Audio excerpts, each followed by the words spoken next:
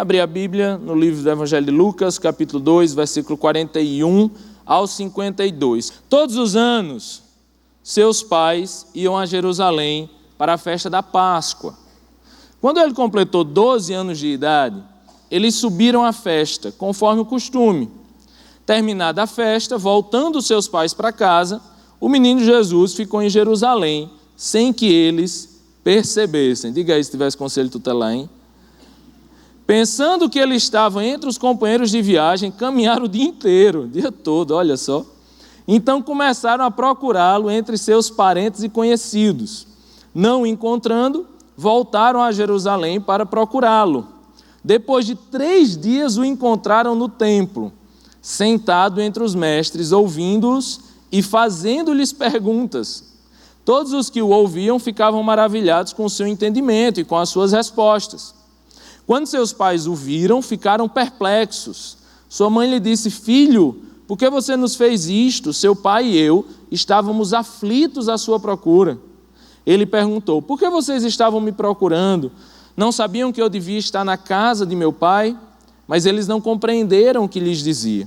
Então foi com eles para Nazaré e era-lhes obediente. Sua mãe, porém, guardava todas essas coisas em seu coração. Jesus ia crescendo em sabedoria, estatura e graça diante de Deus e dos homens. Versículo 52, Jesus ia crescendo em sabedoria, estatura e graça diante de Deus e dos homens. Vamos orar? Senhor Jesus, louvado seja teu nome, ó Deus. Obrigado pela tua palavra, Senhor. Obrigado pela tua palavra que é tão maravilhosa, a tua palavra, ó Deus, que nos ensina tanto. Que o Senhor Deus possa abrir os nossos olhos, possa abrir os nossos corações, os nossos ouvidos, que possamos, ó Deus, entender a Tua palavra e que a Tua verdade, ó Deus, nos transforme e nos faça crescer, Senhor. Obrigado pela bênção de estarmos aqui em um novo ano, ó Pai, que nós já consagramos a Ti, um ano, ó Deus, de muitas expectativas na nossa vida, na vida de tantos que estão aqui, Senhor.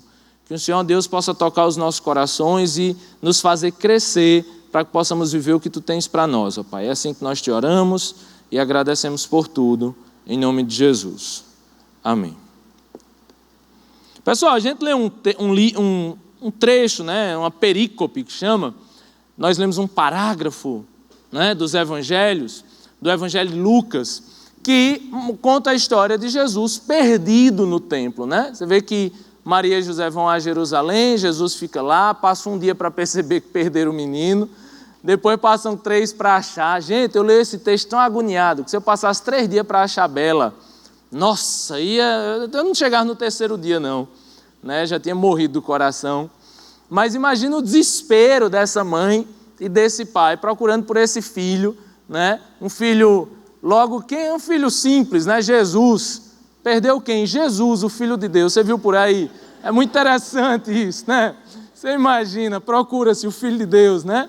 Então, enfim, você já viu isso. Só que o que é interessante é o evangelista Lucas, que era um historiador, era um médico, né? Mas é o que fez uma narração tão esmiuçada da história de Jesus, foi o único que entrou na adolescência de Jesus, foi o único que trouxe algum fato da adolescência e da juventude de Jesus, e ele fez questão de, ao narrar essa adolescência de Jesus, dizer, olha, e Jesus foi crescendo, e ele ia crescendo em estatura, em sabedoria e em graça, né? Assim, o evangelista conclui esse capítulo. É interessante, eu sonhei essa noite, eu tive um sonho bem estranho, né? Tem uma pessoa que é muito próxima a mim, e eu sonhei, esses sonhos meio estranhos que a gente tem, eu sonhei que eu estava com ele e do nada eu descobria que ele era anão.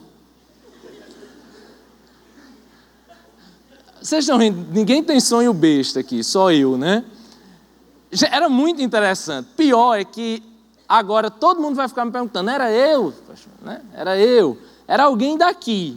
Né? Era alguém daqui. Uma pessoa muito próxima, que eu conheço muito bem, ela tem minha altura. E do nada eu percebia que ela era anã, né? E eu fico olhando assim, rapaz, que interessante, tu é anão?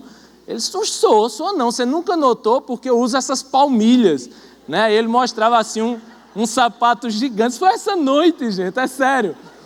E ele mostrava, porque eu uso essas palmilhas aqui e você não percebe, como eu sou grande e tal. Aí quando ele botava o sapato, ele ficava da minha altura, né? E aí quando eu acordei e eu lembrei desse sonho, nem todo sonho a gente lembra, eu só lembro dos espirituais, né? Então esse eu lembrei, porque eu fiquei pensando no tema da pregação de hoje, que era exatamente crescer. E eu acho que Deus quis falar algo específico, né, nesse sentido, porque eu fiquei pensando, Deus, esse cara é grande, esse cara já cresceu, ele tem a minha altura. A questão, gente, é quando a gente fala de crescer, normalmente a gente se limita à estatura. Eu cresci, eu tenho 1,80 m, né? Eu tenho 1,70 m, né? Se você é mulher, eu sou alto, eu tenho 1,60 m, 65, né? Sei lá. E a gente, não, eu cresci, eu tenho essa altura. A questão é que quando a Bíblia fala sobre crescer, ela não se limita à minha estatura. Ela fala sobre um crescimento integral, ela fala sobre um crescimento que passa em várias áreas da minha vida. Então, quando eu tive esse sonho e eu olhei para esse meu amigo e eu o vi muito menor, eu creio que o que Deus estava me falando era, apesar dele na estatura ser desse tamanho, ele ainda é muito pequenininho, ele ainda é muito infantil em algumas áreas de sua vida. E talvez esse, gente, seja o nosso dilema hoje, esse seja o nosso dilema de que somos grandes em muitos aspectos da nossa vida, mas somos pequenos em alguns outros. A questão é que a Bíblia nos cobra muito em relação a isso. Lá em Colossenses, capítulo 1, versículo 28, diz, nós o proclamamos, advertindo e ensinando a cada um com toda a sabedoria, para que apresentemos todo homem perfeito em Cristo. Lá em Mateus, capítulo 5, versículo 48, diz, portanto, sejam perfeitos, como perfeito é o Pai Celestial de vocês. A Bíblia nos cobra um crescimento integral, um crescimento que não está apenas na nossa estatura, então não adianta você ser grande, não adianta também ser um crescimento apenas financeiro, né? Não adianta você ter carro, não adianta você ser rico, não adianta você viajar o mundo inteiro, você precisa crescer integralmente. E isso é difícil de falar para jovem, porque é mais ou menos assim, quando você é criança e a criança vai crescendo, o pai vai lhe colocando regras e você obedece. Por quê? Porque o pai manda. Né? Então quem teve irmão? Quem tem, né, irmão? Não deixou de ter, né, necessariamente. Então você tem irmão. Quem teve 2 irmãos, uma família de 3, você sabe o que é sofrer, eu lhe entendo. Né? Porque ter um irmão é tranquilo. Um está com o pai, o outro está com a mãe. Quando você é de 3, sempre tem o abandonado. Né? Você que tem uma avó, um avô, sempre tem o abandonado. Né? Então eu fui de uma família de 2, né? De uma família de 3 filhos. Né? Então quando tinha a bolacha treloso, gente, era 3. Manhã dizia, só coma uma no domingo depois do almoço. Ai de mim se comesse diferente. Né? Então meu sonho era casar e ser igual a Esqueceram de Mim, Macaulay Culkin, quando chega no supermercado e tem um monte de coisa assim super gostosa e ele vai comendo feito um louco. Eu nunca pude fazer isso, porque a minha mãe sempre me controlou muito. Quando a gente é criança, a gente segue as regras porque os nossos pais nos ensinam isso. Quando você é adolescente, você começa a questionar essas regras. O problema é que quando você é jovem, aí você já começa a ter uma certa liberdade. Você não tem total liberdade, né, do que fazer de sua vida, principalmente se você ainda mora dentro de casa com seus pais. Coitado de você. Mas se você ainda mora na casa dos seus pais, mas você já tem 18 anos, eu tenho certeza que sua mãe não fica outra treloso, mulher. Ou fica ainda? Fica ainda? Coitado de você, gente, que mãe é essa? Mas você já tem uma certa liberdade. Quando a gente fala de crescer para uma criança, a coisa é muito uma regra imposta. Quando fala de crescer para um adolescente, o adolescente começa a fase de criticar as coisas. A questão é que quando chega na fase que nós estamos, é que nós não podemos apenas agora criticar ou questionar. Nós já podemos seguir ou ter uma certa liberdade. E aí quando nós temos essa certa liberdade, o que tem também nessa nossa fase de juventude é que nós já achamos que somos perfeitos em tudo. Né? Já chegou a hora que você já sabe o que quer fazer, você já tem liberdade de fazer o que quer fazer, então você já se acha bom. Você já acha que já está ok. Se eu perguntasse aqui, quem se acha aqui sociável? Tô bom. Tô bom, não estou um 10, mas tô bom. Quem se acha aqui uma pessoa simpática? Eu sou simpático o suficiente, tá bom. Quem se acha aqui uma pessoa integradora, amável, carinhosa? Eu sou tudo isso aí, Tiago, o suficiente. Não precisa ser mais do que eu sou, não. Mais do que isso é exagero. Então, quando chega nessa fase da vida, a gente já se acha tudo o suficiente. Então é muito mais difícil chegar para mim agora e dizer, olha, você tem que crescer nessa área. Por quê? Porque nós, nessa fase da vida que estamos, já achamos que crescemos o suficiente. Já temos 1,80 m e o restante já está bom. A questão é que a Bíblia fala sobre crescer, gente, e a Bíblia diz que a gente tem que crescer não o suficiente. A Bíblia diz que a gente tem que alcançar a estatura de Cristo. A Bíblia diz que a gente tem que ser perfeito, assim como o nosso Pai nos céus. Então, a meta que a Bíblia dá para a gente é muito alta, e tem meta, e a meta é clara. Não é a historinha que deixa a meta aberta e se alcançar a meta, dobra a meta. Entendeu? Isso aí é para o governo do Brasil. Aqui é claro. Aqui o negócio é mais sério. A meta é alcançar a estatura plena de Cristo. Então, se é nessa meta, eu preciso lhe dizer, você já é jovem, você já tem sua certa liberdade, você já tem sua carteira de motorista, às vezes você já mora sozinho, mas, gente, nós, olhe para mim, eu e você, temos coisas a crescer todos os dias e em todas as áreas, porque a nossa meta é Jesus. A nossa meta é que as pessoas olhem para você e digam assim, rapaz, é você ou é Jesus? Entendeu? É igual a Jesus. A filha de Russell Shedd dizia isso, eu só sei que meu pai tem pecado porque a Bíblia diz. A filha do Dr. Shedd dizia isso. Acordava de madrugada, estava o pai ajoelhado na cama orando por todas as pessoas. A meta é um dia minha filha olhar para mim e dizer, meu pai, eu sei que a Bíblia... Não vou nem terminar, então... Vou deixar essa só para o Shedd. Mas é a meta, é a meta. Então, como a meta é alta, em minha cabeça de advogado, eu gosto de sistematizar tudo, e a Bíblia sistematizou muito também. Vamos sistematizar esses 3 pontos? Vamos falar sobre crescer nesses 3 aspectos que Lucas diz que Jesus crescia. Jesus crescia em sabedoria, estatura e graça. Então, vamos falar pelo menos desses 3 aspectos do crescer. Vamos começar falando sobre crescer em sabedoria. Eu queria que você abrisse a Bíblia comigo no livro de 1 Reis, capítulo 3. Abra a sua Bíblia no livro de 1 Reis, capítulo 3.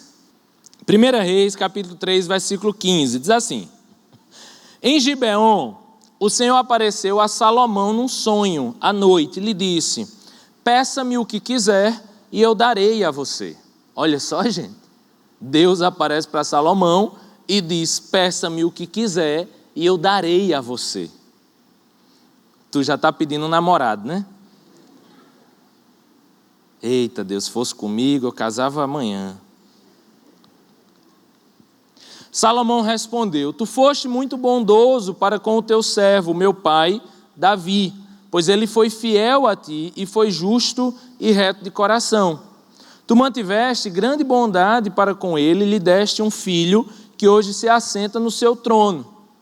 Agora, Senhor meu Deus, fizeste o teu servo reinar em lugar de meu pai Davi. Mas eu não passo de um jovem e não sei o que fazer. Teu servo está aqui no meio do povo que escolheste, um povo tão grande que nem se pode contar. Dá, pois, ao teu servo um coração cheio de discernimento para governar o teu povo e capaz de discernir entre o bem e o mal. Pois quem pode governar este teu grande povo? O pedido que Salomão fez ao Senhor, agradou ao Senhor. Por isso Deus lhe disse, já que você pediu isso, e não pediu uma vida longa nem riqueza, nem pediu a morte dos seus inimigos, mas discernimento para ministrar a justiça, farei o que você pediu. Eu darei a você um coração sábio e capaz de discernir, de modo que nunca houve nem haverá ninguém como você. Também darei o que você não pediu, riquezas e fama, de forma que não haverá rei igual a você durante toda a sua vida. E se você andar nos meus caminhos e obedecer aos meus decretos e aos meus mandamentos, como seu pai Davi, eu prolongarei a sua vida. Pode fechar. Gente, é interessante esse texto, né? Você provavelmente já tinha ouvido falar sobre esse texto. Salomão é um rei novo. Salomão começa algo, né? Começa um reinado. Ele ainda está sacrificando a outros deuses. Ele ainda está totalmente sem entender o que era o ideal de Deus para a vida dele. Mas aí ele tem um momento com Deus. E nesse momento Deus diz, olha, o que é que você quer que eu lhe faça? Aí você percebeu, né? Ele podia ter dito, eu quero ser rico, eu quero ser famoso, eu quero muitas mulheres, ou qualquer outra coisa. Ele disse, olha, Senhor, eu estou aqui com um reinado enorme, eu estou aqui tendo que gerir várias pessoas, e eu não tenho discernimento para isso. Me dá apenas sabedoria. E é interessante, gente, porque Deus faz, não, então tá certo, eu vou lhe dar sabedoria, mas eu vou lhe dar também o que você não pediu. Vou lhe dar riquezas e tal, e se você me obedecer, prolongarei seus dias na terra.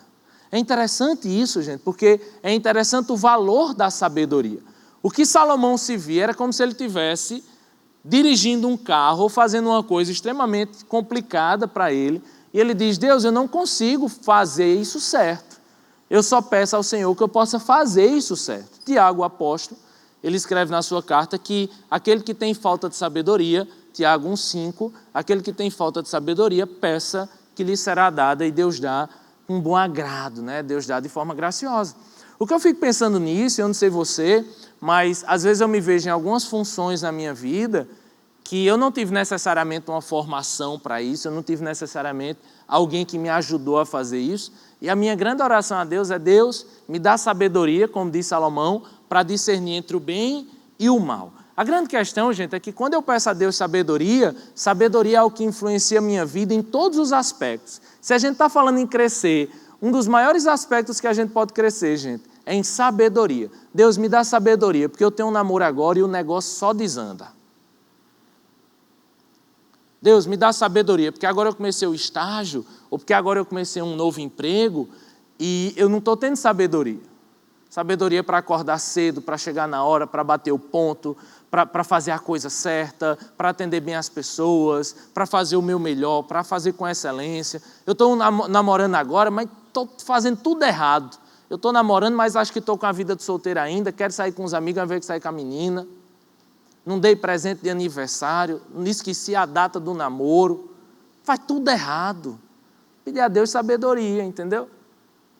Deus, me dá sabedoria para ser um bom filho, né? Eu respondo meus pais, eu desobedeço, eu sou insubmisso, sabe? Eu sou respondão, eu sou chato. Tem muita gente chata, gente, tem muito filho chato, mal amado, bicho mal amado da bexiga. Às vezes tem mãe que vem falar comigo da juventude, gente, mãe, pelo amor de Deus, que o menininho não fala comigo, ele acorda, fica trancado no quarto, entendeu? Emburrado. Então, sabedoria para saber ter um diálogo com os pais, sabedoria para ser um bom irmão, né? Sabedoria para saber dividir uma roupa, pelo amor de Deus, até isso eu já tive que me meter. Ela não me empresta as roupas, tal, ela acha que as roupas é só dela, mulher que tem essas coisas, né? Eu vi minhas irmãs brigarem demais por causa de roupas. Sabedoria para ser um bom filho, sabedoria para ser um bom namorado, sabedoria para ser um bom profissional, sabedoria para ser um bom estudante, sabedoria para fazer as coisas com excelência, gente. Se tem uma coisa que a gente precisa crescer, isso sempre. Isso, lembre, a meta é a estatura de Cristo, então é sempre. Não se acha muito sábio, não. Ninguém é sábio o suficiente, não. Agora, uma coisa eu sei, a sabedoria a gente encontra na palavra de Deus. Isso é simples. A gente quer ter sabedoria, a infinita sabedoria está na palavra de Deus. Então a gente tem que ler a Bíblia, gente. A gente tem que estudar a Bíblia. A gente tem que, mais do que estudar a Bíblia, estudar a teologia, a gente tem que ter cosmovisão. E a gente falou muito sobre isso ano passado. Cosmovisão para entender o que a Bíblia fala sobre trabalho, entender o que a Bíblia fala sobre política, entender o que a Bíblia fala sobre relacionamento de pais e filhos, o que a Bíblia fala sobre namoro. O que é que a Bíblia fala sobre casamento? A gente precisa pedir sabedoria a Deus e estudar sobre essas coisas. Falta sabedoria. Tiago, eu acho que eu preciso ser um filho melhor. Então pega um livro, vai na internet, bota no Google aí, ser um filho melhor, Jesus. Vai aparecer alguma coisa que preste, entendeu? Livro, mundo cristão, vai alguma coisa aparecer que preste. Ficou em dúvida, não é para mim. Leia. Sabedoria se vem assim também, gente. A gente lê tanta besteira, tanta postagem besta do Facebook. A gente lê tanta coisa besta de Twitter, de Instagram, de blog, do diabo. Compra livro, bota uma meta. A gente fica lendo livro o ano inteiro na juventude para isso. Bota uma meta. Fez tanta meta besta, emagrecer 5 quilos, perder 5 centímetros de culote. Teve uma menina que fez, pastor, eu fiz as metas do ano. De 10, 9 era culote. Bota em meta que preste, bota uma meta aí. Não sou um bom pai. Pai não tem muito aqui não, né?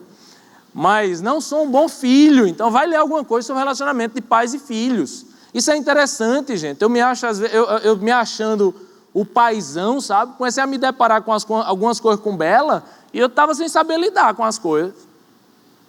Estava sem saber lidar. Coisa de pai e filho, coisa que a minha filha mijando em pé. Me via fazendo xixi em pé, né? Vamos ser politicamente corretos. Pipi. Então ela chegava no vaso, abria as pernas.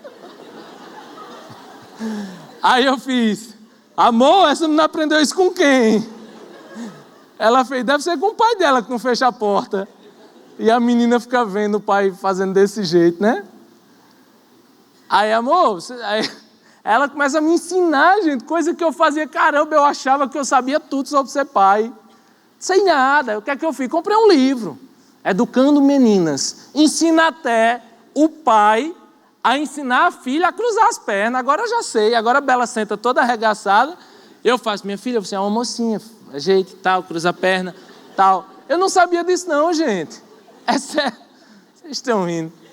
Eu não sabia disso, eu não nasci sabendo disso. Eu fui lá, peguei e comprei um livro, eu quero um livro agora que me ensina a ter mais sabedoria sobre isso. Fui, li e aprendi muita coisa, já estou fazendo, já está mijando sentado agora.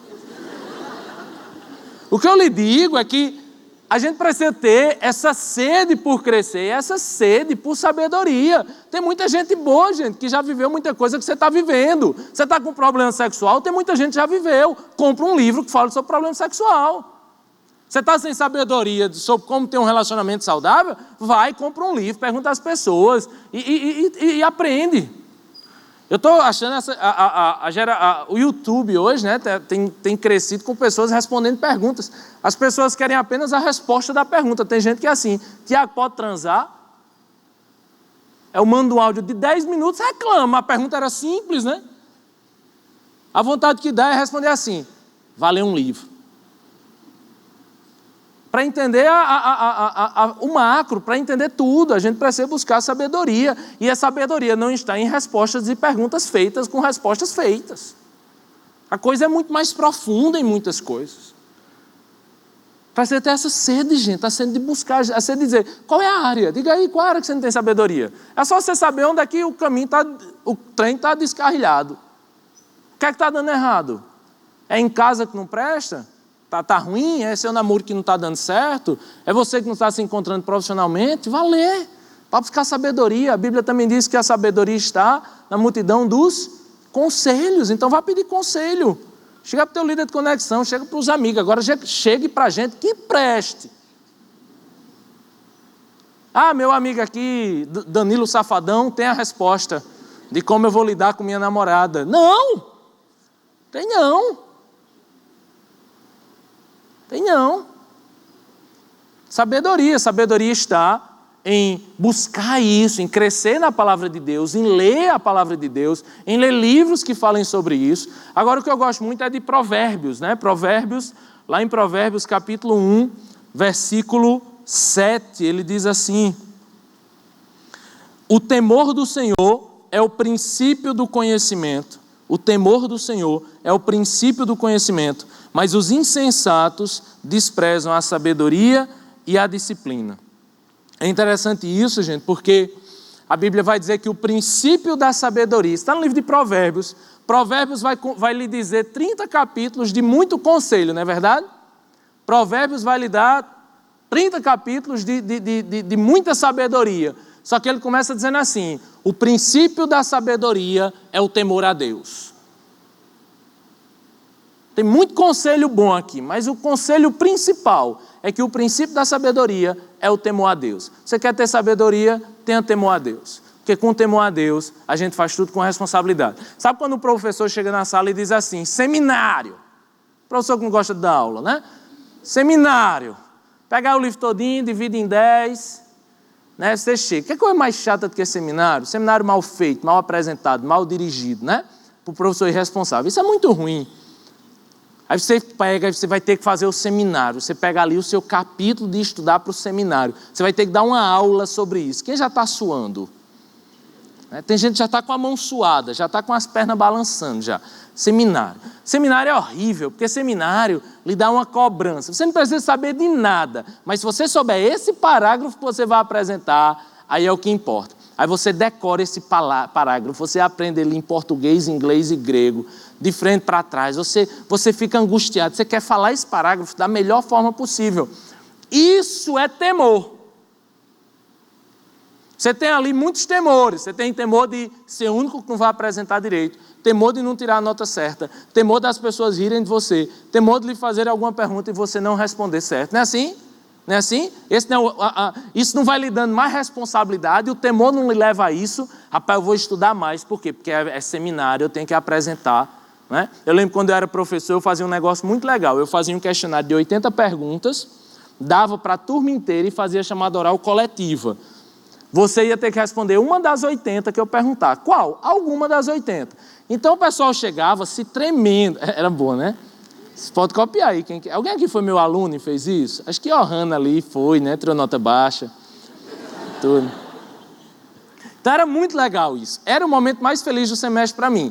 Todos chegavam aterrorizados, né? Você fala, qual é a pergunta? Qual é a pergunta? Eu preciso saber essa pergunta. Eles decoraram a madrugada inteira, as 80 perguntas, e eles vão focados, alguns saem chorando, mas é uma bênção.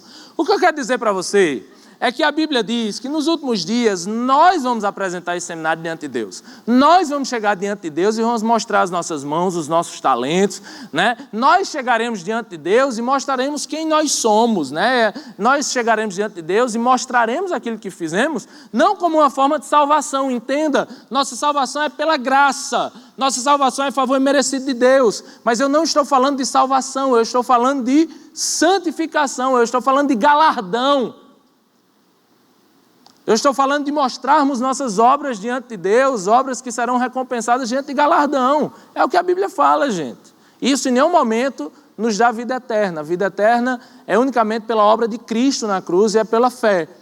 Mas a Bíblia fala que um dia nós nos apresentaremos diante de Deus. E é isso que tem que dar temor a Deus diante da gente. Temor a Deus de Deus olhar para você assim lá e dizer, como é que foi o namoro? Foi legal. Esqueci a fala do seminário, né? Foi legal. As paredes resistiram, estão em pé ainda.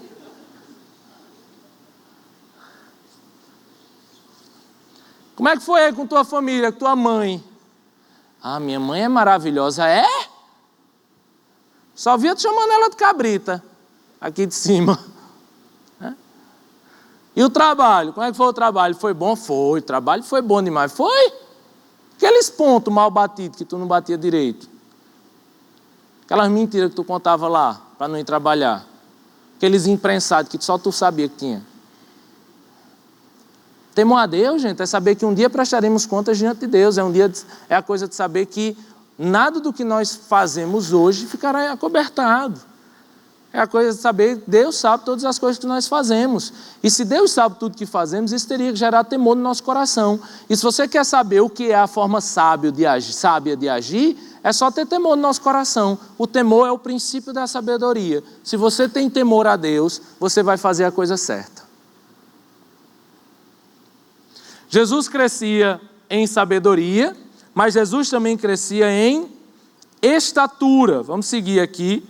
Jesus crescia em sabedoria, mas Jesus também crescia em estatura. O crescimento em estatura é algo mais óbvio para a gente. Mas em compensação, nós que espiritualizamos muito as coisas, nós menosprezamos o físico, nós desprezamos o corpo. Né? Isso é muito comum. A perspectiva grega, a perspectiva dualista grega, né? A coisa que tudo tem os excessos. Né? Muito Aristóteles falava isso, né? Na ética dele, a Nicômaco, ele falava que tudo era baseado nos dois extremos. Né? Então esse dualismo é muito perigoso, porque no nosso dualismo ou é claro ou é escuro, ou é esquerda ou é direita, ou é corpo ou é espírito, né? Ou é bom ou é ruim, e a gente vive muito baseado nesse dualismo. O problema disso é que nesse dualismo, corpo é carne, é físico, é ruim, e espírito é bom, é sagrado, né? Tudo mais. Então, nessa de que o corpo é profano, o espírito é sagrado, a gente esquece do valor que existe no corpo. A perspectiva judaica da vida não é assim. Eu não consigo dissociar corpo e espírito. Eu não consigo dissociar o meu corpo e o meu espírito. Porque você sabe que muitas coisas que tem no nosso espírito, existem hoje doenças psicossomáticas, né? Você está com muita ansiedade, e aí sente dor de cabeça, e aí tem gastrite, e aí sei lá o quê. Por quê? Porque eu não consigo dissociar meu corpo, meu espírito e minha alma. Deus me fez como um todo. A missão integral deu uma resposta interessante para isso. Ela dizia que corpo sem espírito é defunto, e espírito sem corpo é alma penada. No final, o que a gente precisa entender é que você não pode desprezar seu corpo, porque a Bíblia diz que o nosso corpo é templo e morada do Espírito Santo, e porque a gente precisa entender que eu nunca viverei fora de um corpo. Aqui na vida terrena, vivemos em um corpo, e na vida celestial viveremos como? Em um corpo. Só que um corpo glorificado, um corpo transformado, um corpo restaurado. Nisso que a gente precisa entender é que eu não posso simplesmente desprezar meu corpo. Existe um valor aqui, existe uma importância aqui. Existe a importância de sermos mordomos da criação de Deus. Eu e você somos criaturas de Deus, somos criações de Deus, e a gente precisa ser mordomos da criação de Deus. Você tem que honrar o seu corpo, você tem que respeitar o seu corpo, você tem que cuidar do seu corpo. E é interessante isso, gente, porque eu percebo isso em mim. Eu percebo que quando eu estou focado, cuidando da minha saúde, sendo mais responsável, eu tenho mais disciplina em tudo na minha vida. Em compensação, quando eu estou ansioso, quando eu estou angustiado, aí eu desconto em quê? No chocolate. Fala, Deus, eu estou vendo Deus falando com você. Você todo se contorcendo aí. Desconta na Nutella.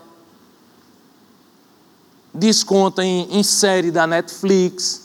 Passa uma noite inteira sem dormir. Tem gente que quando se desespera, joga a bola para cima, né? Ah, não vou dar conta mesmo, vou para a Netflix. Ah, não quero saber não, vou assistir aqui, vou comer. E aí começa a engordar, começa a... Eu não estou falando aqui da ideia de um culto ao corpo, que é muito comum hoje.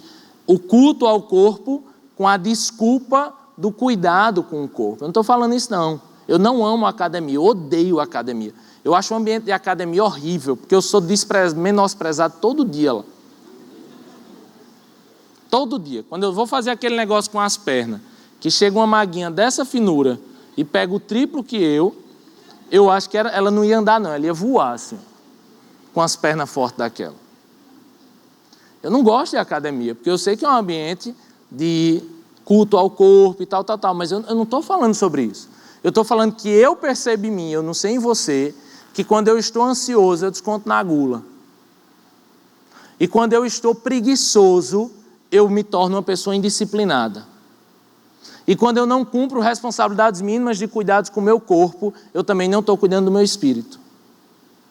E que quando eu me vejo totalmente desregrado, de cuidado com minha saúde, de cuidado com minha alma, de cuidado comigo mesmo, eu me torno uma pessoa indisciplinada, preguiçosa, quero ficar acordando tarde, durmo tarde, não faço minhas devocionais, paro de ler, me pego viciado em redes sociais. É ou não é, gente? o que eu percebo é que quando eu não estou cuidando do meu corpo, naturalmente eu também não estou cuidando da minha alma e muitas das vezes eu também não estou cuidando do meu espírito. Porque é uma indisciplina generalizada que vai crescendo na minha vida. E aí algumas pessoas já chegaram para mim e disseram: Tiago, tu começa o ano magro, aí engorda, aí emagrece, aí vem a conferência nova, engorda, aí vem o Radicalis, emagrece, engorda. Parece uma sanfona. Dia desse, uma pessoa que não me via há um ano chegou para mim e fez: Tiago, você está mais magro. Eu fiz: você está baseado em que padrão, em que mês? Porque já virou vergonhoso para mim. É sério, gente, estou confessando pecado aqui para você. Minha esposa me repreende constantemente. Estou ansioso, estou comendo feito um bicho, estou esquecendo a academia, estou querendo acordar mais tarde. Mais tarde que eu digo é 6 horas, que eu acordo de 5 todo dia. Estou pulando responsabilidades que eu preciso ter. Crescer na estatura, gente, é crescer em nossas responsabilidades, é crescer em nossas disciplinas, é crescer no cuidado com nossa saúde. Porque se você não quiser entender nada do que eu estou lhe falando, se Deus tem um ministério para você, você só vai poder exercer esse ministério no seu corpo. E o quanto mais longevo será o seu ministério, vai depender também da sua saúde e da forma como você cuida do seu corpo. Por fim, Jesus crescia na sabedoria, Jesus crescia em estatura e, por fim, Jesus crescia em graça. E graça, você sabe o que é? Graça é favor imerecido de Deus.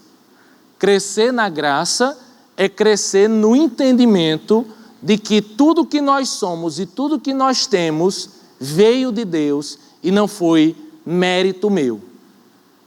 Crescer na graça, gente, é entender mais da graça. Entenda uma coisa, olhe para mim. Eu acho isso extremamente importante. Normalmente as pessoas são assim: nascem de novo, sou novo convertido, apaixonado por você, Senhor, estou. Conhece essa música? Tanto faz, mas você entendeu. Aí eu estou lá na fase do apaixonado, eu quero fazer tudo, eu quero tocar, eu quero dançar, eu quero estar na igreja, eu quero servir, eu quero fazer o negócio todo, o métier todo. Aí as pessoas normalmente dizem assim: estou crescendo na fé. Quando elas crescem na fé, elas estão em conexão, elas estão em ministério. Estou crescendo na fé. Aí vai se afastando de tudo. Aí começa a ver a vidinha só de vir no culto, quando quer, quando dá. Aí arranja um namorado, aí é que às vezes a coisa desanda mesmo.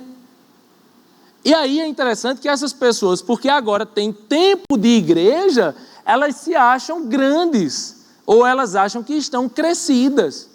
E essas pessoas que mais se acham crescidas são as que dizem assim: eu tenho saudade do primeiro amor. Odeio essa frase, odeio esse negócio. Isso é uma frase dita a uma igreja que estava em pecado e que precisava voltar ao primeiro amor. Quem diz que quer voltar ao primeiro amor está em pecado. Está em pecado. Não é que você precisa virar novo convertido de novo. Você nunca vai ser novo convertido de novo. Porque quando você é novo convertido, tudo é novo, tudo é lindo, tudo é maravilhoso. Mas você tem que passar essa fase. Você tem que passar a fase em que tudo continua lindo, tudo continua maravilhoso. Agora você entende muito mais sobre as coisas e agora você pode fazer muito melhor as coisas. Mas você passou isso, o negócio quer ser novo convertido de novo? Não. Eu não quero ser novo convertido de novo, não. Eu quero é viver hoje, depois de 10 anos de crente, coisas maravilhosas com Deus. Porque entenda, a questão não é que crescemos, é que viramos fariseus no processo. A gente começa e a gente cresce na graça, e quando a gente cresce na graça, é quando a gente entende que tudo que nós somos, temos e fazemos veio unicamente de Deus. Se você tem 10 anos de crente, lidera ministério, faz o que for da sua vida, ou lidera uma conexão, ou você já leu a Bíblia 10 vezes, você já leu 150 livros, tanto faz. O que importa, gente, é que tudo isso que eu tenho, li, aprendi, sei, fiz, tudo isso veio unicamente de Deus. Russell Shedd dizia: crente cresce para baixo. Dr. Shedd dizia: crente cresce para baixo. A Bíblia diz que Deus abomina os orgulhosos, mas Ele recebe os humildes. Crescer na graça é crescer na humildade. Você conhece mais a Bíblia do que antes. Você já leu mais do que outras pessoas. Você até tem mais entendimento sobre as coisas do que outras pessoas. Mas você é mais pecador do que todas elas. Isso é crescer para baixo. Paulo, nas suas primeiras cartas, ele chamava de pecador. Nas suas últimas cartas, Paulo se chamava o menor dos apóstolos, o pior dos pecadores, o mais pecador de todos. Não é que Paulo, no fim da vida, gente, pecou mais do que no começo. Eu acredito que não.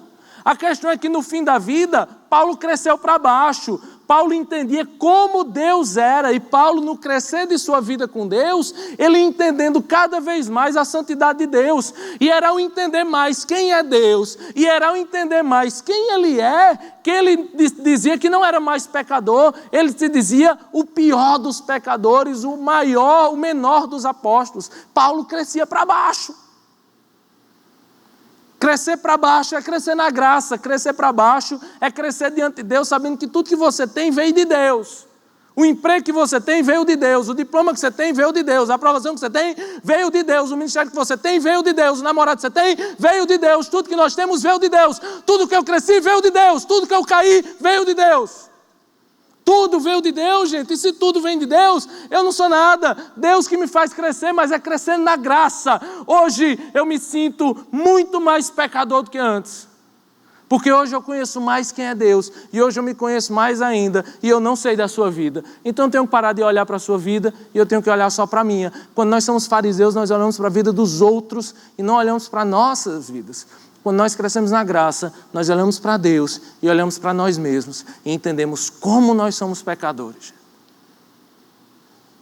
E a gente entende como a gente ainda tem coisa para crescer. Olha, quando eu olho, se eu olhar para 10 anos, gente, eu já li a Bíblia, já fiz seminário, já fiz teologia, já liderei ministério, já realizei grandes eventos, eu me sinto cada vez o maior dos pecadores.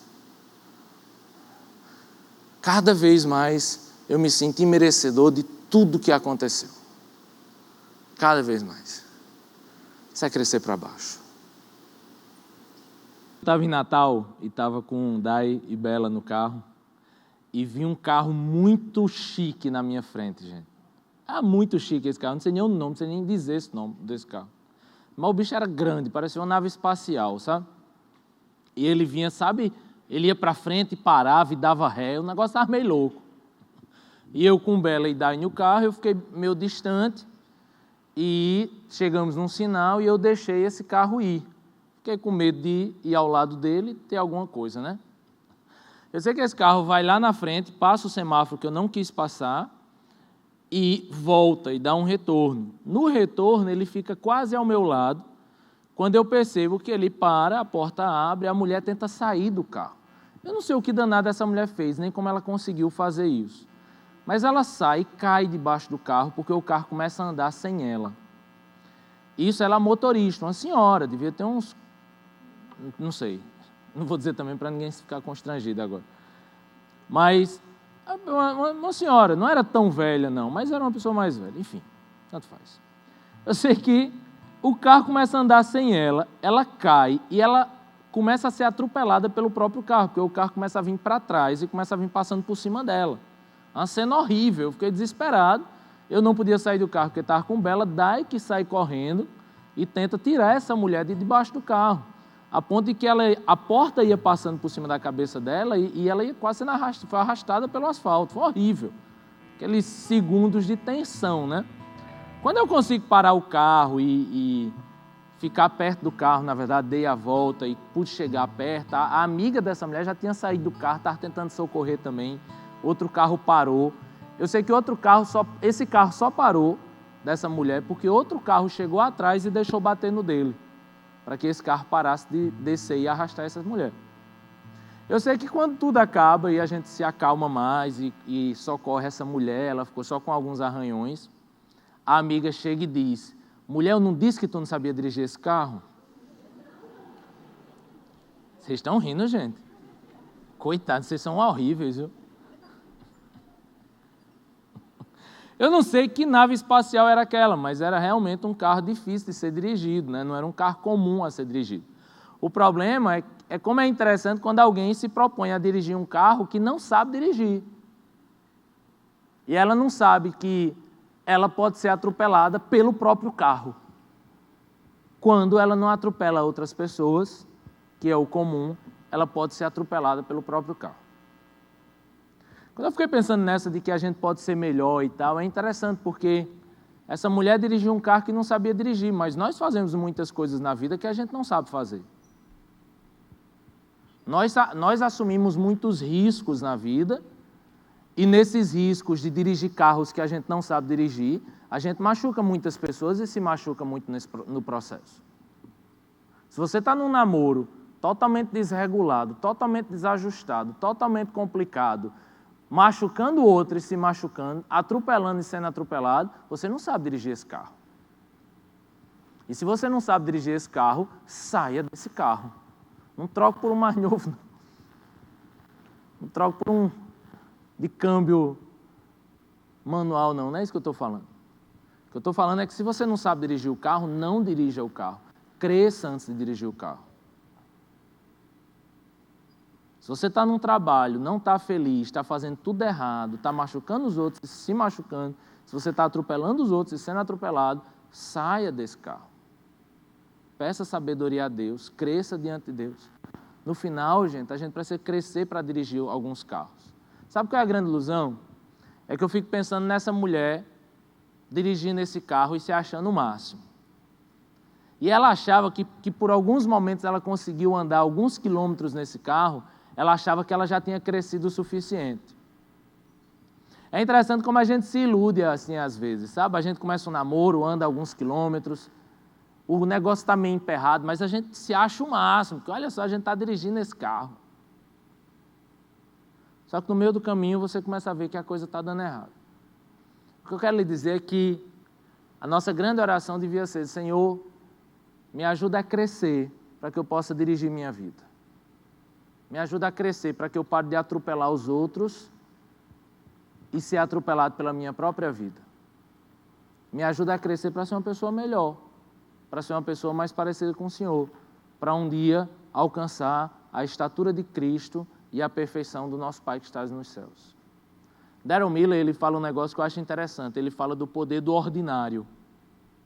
Quando a gente fala sobre isso, parece que você está pensando na cabeça: caramba, eu preciso agora ser líder de conexão, eu preciso agora pastorear pessoas, eu preciso agora ir para a África. Não estou dizendo nada disso, não. Você pode fazer isso se você quiser, se Deus quiser. Mas eu estou falando do ordinário. O ordinário, gente, é simples e é maravilhoso. Você pode ser melhor acordando mais cedo. Você pode ser melhor ajustando suas rotinas. Você pode ser melhor simplesmente sendo mais agradável com as pessoas. Você pode ser melhor se você simplesmente colocar disciplinas espirituais em sua vida, mas se você simplesmente colocar disciplinas no seu trabalho, nos seus relacionamentos. Você pode ser melhor se você simplesmente lembrar a data do seu namoro. Você pode ser melhor simplesmente se você abraçar mais as pessoas. A gente pode ser melhor através do poder das coisas ordinárias. Porque é a partir das coisas ordinárias que Deus nos faz fazer coisas extraordinárias. A gente só precisa crescer e a gente só precisa buscar ser melhor todos os dias. Que o Senhor nos abençoe. Amém?